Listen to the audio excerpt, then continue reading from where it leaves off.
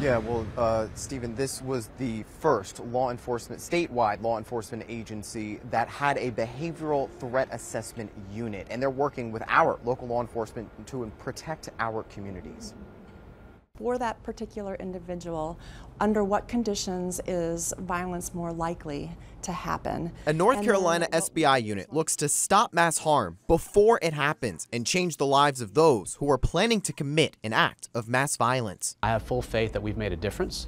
I have full faith that we have saved lives. The Behavioral Threat Assessment Unit, or BETA unit, is a multidisciplinary approach to identify people who might pose a threat of committing mass harm. It started after the 2018 Parkland, Florida school shooting. We have moved people in a positive direction. Since then, the team has worked over 300 cases to stop violence before it happens.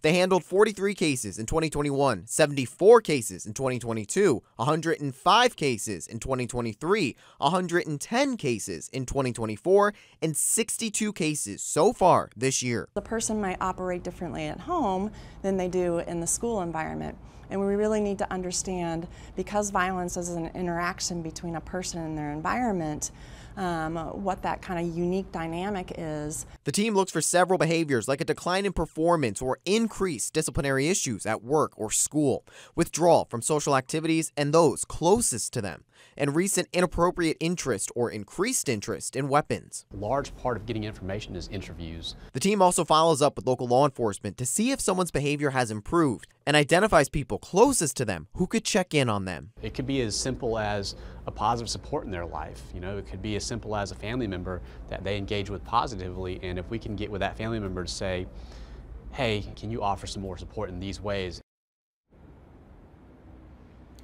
Now, investigators say the key to all of this is for someone to speak out and to flag law enforcement so they can begin the process of conducting a threat assessment. 60% of the cases the unit deals with involves juveniles and are related to schools. Now, the Franklin County Sheriff's Office also spoke with us today. They say that the help that they received from the BETA unit has been vital for them to develop their own threat assessment unit as well.